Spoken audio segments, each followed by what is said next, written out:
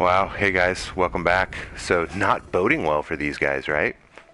Trying to show you whether it's a good game or not, and it's crashed on me twice in the process. So, I guess be prepared for that. If that you could take that into consideration, which I completely understand. You don't want a game to be crashing, but again, it happens. I'm getting a little more frustrated at it, but I'm still super understanding or lenient. I don't know what a better term for it is. So there we go, through the loading again. You saw the animal. I scanned it in. I don't want to spend any more time on this planet. It's totally been a crash fest. So I'm going to avoid it at all costs. What up, world? So we're getting out again because it reloaded me from before with the ship. I gotta put more fuel in there. Sorry, catching myself off guard. We just got trying to get off this planet as soon as possible. So we're going back into orbit. Let's go to another planet.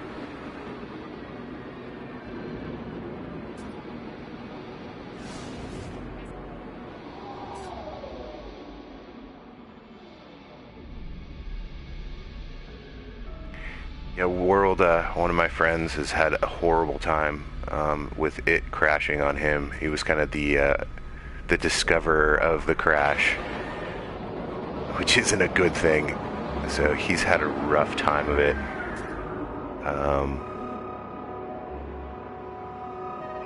Where the hell's the other planet? Okay, I gotta see it on my map. All right, it's over here.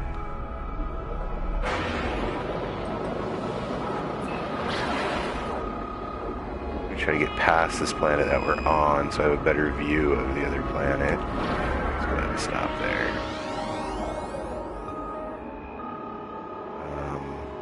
No?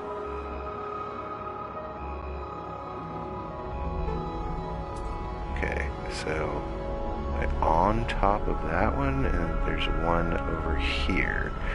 Let's go this way. So your space exploration is kind of cool. You can fly around space like this all the time. Oh, insufficient fuel. It's okay, I can blast some of these things.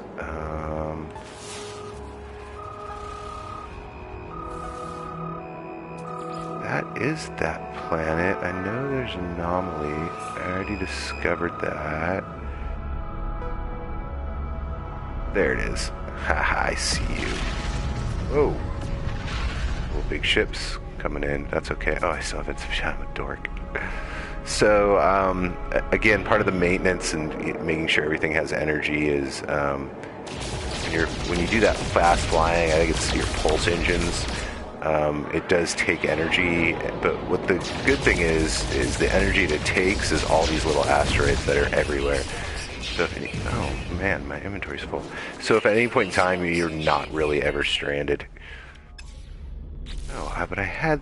that's weird. A lot of this stuff, I should have just gone straight for it. Okay, here we go. Now, back to our planet. That's the one we haven't been to. We're going to go ahead and pulse drive over there. It's actually going to take 35 seconds, which I guess isn't too bad. I've had to do it for like a minute and a half before. It is kind of a loading screen. So when you land on a planet like the one we were just at, the servers are basically creating the planet as you're discovering it. So it's figuring out all of the, there's algorithms for all the animals, all the landscape, how much water there is, what type of atmosphere it has, weather conditions, there's, poison, all of those things. There's probably planet rotation in it, because there is night and day, definitely. So it's, they're trying to micro simulate how the universe would work if there was a lot of life forms on it, basically.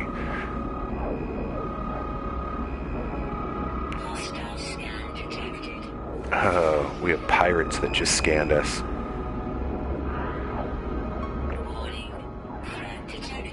I got to the planet before they decided to attack me, so they won't come down here just because those sentinels, those PETA militants, won't we'll just kill the shit out of them. So alright, cool. So this planet definitely looks a lot different. There's a lot of water. It's green. Oh, we're gonna land. Multiple reasons. There's freezing rain. The sentinels are relaxed here, so PETA's not too bad. But there's freezing rain. That's cool. And we discovered a new planet. Okay, I thought is that what I need?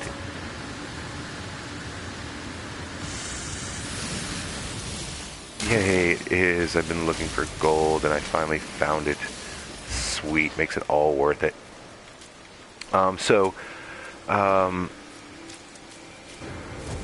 There's always a lot to interact with, whether you're trying to mine things for resources like the iron or carbon. Plants actually turn into, that's not actually a plant.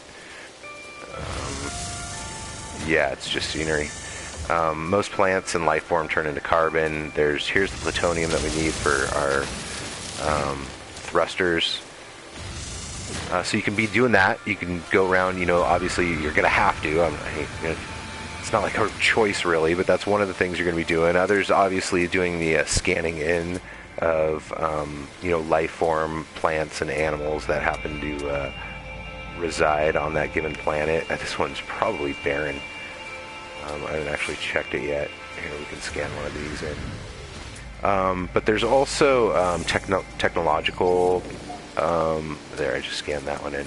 Technological interactions. This thing right here is like a piece of spaceship, or piece of one of the fighters that just broke off and has fallen. So I can actually search it for intel or technology.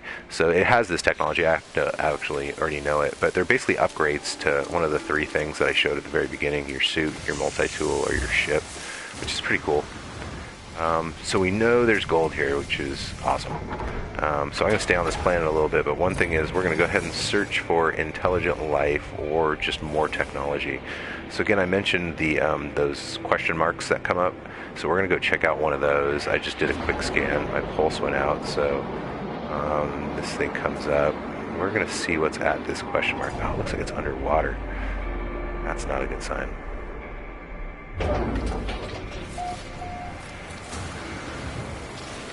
It is. That's okay. We're going to be able to get to it. I don't think it's a structure, though. I think it's just a landmark. The lowlands. There's nothing really here. There are some boxes that contain things. This contains, things you can trade in for money. Over here, these things have fuel in them. And then sometimes there's just cargo drops, which are just, random things. So... I was hoping that there was actually something we can use to contact intelligent life. There's 3 different races of, here's a little dinosaur puppy thing. Nice. A big dinosaur aardvark kind of thing. Scan him in, and this guy's a little different because he's spiky, as opposed to the finback one over there. So you can see all this life form was actually, generated through these algorithms and all the plants, so all these animals. So they all look mildly different from planet to planet. Obviously, it doesn't get too wacky. Everything somewhat represents an animal you would see on Earth. So you do see some repeats, kind of, things that look really similar. But if you look close, there will be a difference. There's so many variables on all of these animals. Obviously, that it's easy for them to do the no two are alike sort of thing. But it's one of my favorite aspects of the game is actually scanning in these life forms and then naming them and just seeing what kind of a planet has to offer. Nonetheless, let's get back in really quick. I think I'm out of fuel again. Yep, so let's fill up with fuel. I'm going to have to mine a little bit more of that. I'm going to scan again really quick. Try to find another one of those question marks or just see if we can find some buildings. Okay, I don't actually need that.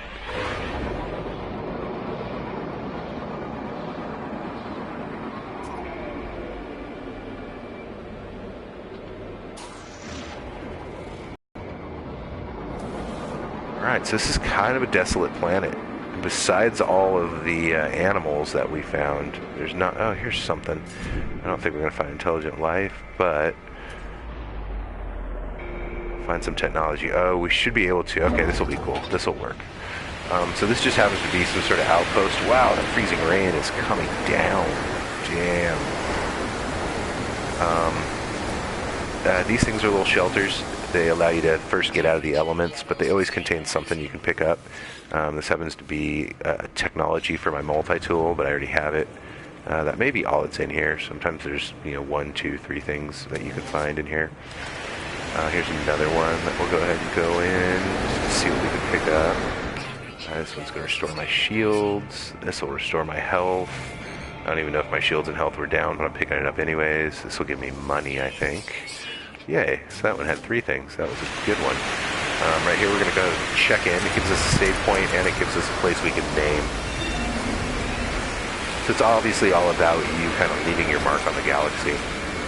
And it rewards you by giving you credits, and there's kind of other accomplishments that you try to get through the game. So right here, this is a signal scanner. So it can actually scan the planet for certain buildings or certain items. So I'm going to have to make a bypass for it. So I have to construct something here really quick. And I don't actually have what I need for it, so I do need plutonium. I put all my plutonium in my hyperdrive or in my launch thrusters. There is normally plutonium near the save. Oh, there isn't right now, but it's these red... Nope, that's going to be thadium. Wow, now we're on a trek just to find plutonium. So this is part of it. So, like, you're going to need a certain element. Like, I needed gold really bad. That's why I'm super happy that I found this place. But you're going to have to hunt it down. And sometimes it's not on every planet. Plutonium happens to be one that is on every planet, like carbon and iron, just because they're like really basic things that you just need. Like if you were on a planet and didn't have access to at least plutonium, you'd never be able to get off, and that would be pretty horrible. I stuck on a horrible planet for like over a day, not in game time, but oh crap, I don't know why I just did that. Whip weed. Not in game time, just in real time. I basically crashed my ship. I couldn't get to it anymore, and it was on a planet that was full of radiation, and it was like an island planet. So there, here's a new animal. No, I already scanned him. So there was more water than there was land, and then there was Tyrannosaurus Rex, like almost literally. So like I had to find civilization, which was not easy, and it was really brutal. So I almost like made a mini game out of it myself. I'm kind of taking you guys through this because this is how the game is played. It's just like, okay, what he's doing, he's just wandering around trying to find stuff. Yeah, that's basically exactly what this game is about. So I finally found my plutonium. Also, that storm just went away, so the freezing rain isn't coming down quite as bad. Okay, we need to get back to that encampment. That's this way. I totally went the wrong direction. You'll see me kind of jetting out like this with my jetpack. That is one feature of, I think, your exosuit.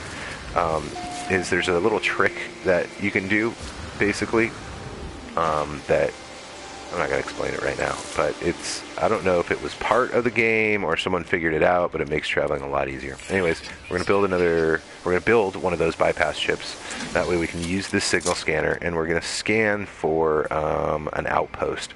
Colonial outposts are normally the best place to find intelligent life. If not, it's going to be like an abandoned factory, which I think, Operations Center. Okay, this one may not be abandoned. We're hoping. So what's cool about these way markers is it'll tell you how far in time it's going to take you to get there. So if I were to walk there, it would take, it's estimating 18 minutes, so I think I can do it in less. But we're obviously not going to do that for multiple reasons. So we're going to get back in our ship, why do I have such a hard time finding my ship? And we're going to fly there.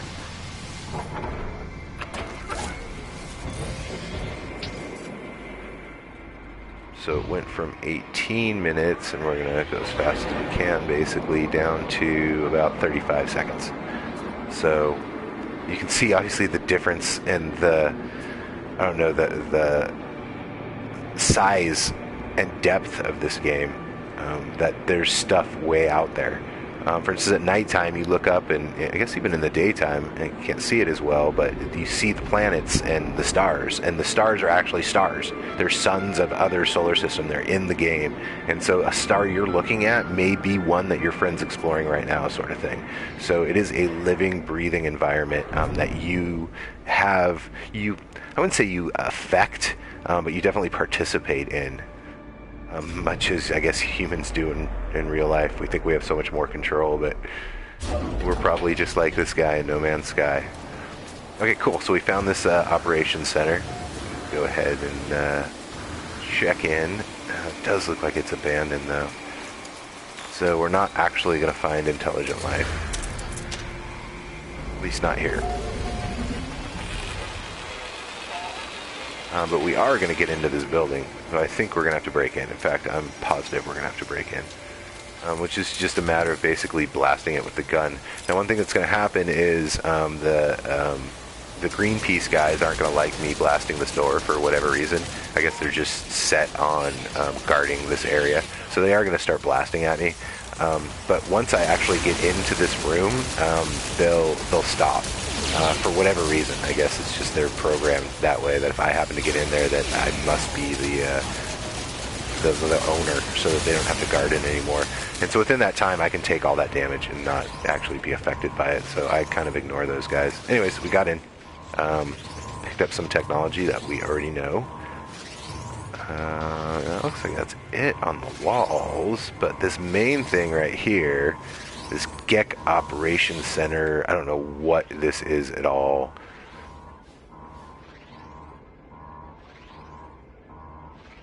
Okay, so it's a reactor. I'm guessing an alarm for what? Alright, it's an alarm that we have to disable.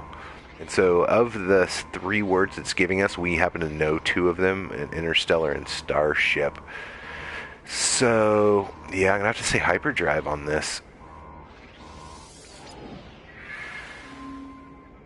Oh, nice. We got it. System's back online. It gave me new technology. Photonics provides increased maneuverability. Oh, cool.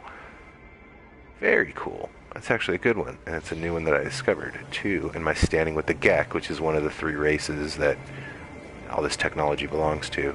My standing with them improved because of that. So that's pretty cool. Oh, now he's scanning me hardcore because he knew I broke in there. That's okay. Oh, birds. Can we scan them? Birds are tricky to scan for some reason. I don't exactly know why. It's not a bird, but flying creatures. Alright, cool. So I gave you a little bit of sample, about 80% of what you're going to be doing in the game. Mining, which is this, getting all this stuff, then scanning things in and cataloging. Then, going from planet to planet and doing this. There's a bunch of upgrades, obviously. There is some combat element, like I was talking about. So these are the Sentinels. These are the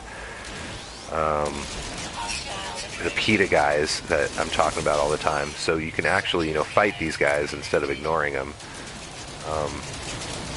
And same with in space. There's also space battles. I don't know why they're not fighting back. This is kind of weird. I guess because think I'm their owner. It's just sort of sad. There's also fighting in space, which is a little bit better, but it's the combat systems are extremely rudimentary, and you can tell they were like secondary or tertiary on the agenda for what this game was about. Like, they didn't pay attention to combat for a reason. They didn't want it to be that kind of game, so it's super generic in general. There is a little bit of skill involved, I guess, but it's more about what technology you have rather than actually how you're playing it. And I think that's kind of it. I think I've done a good enough job, summarizing what the game's about, and I think you can base that on whether you'd enjoy it.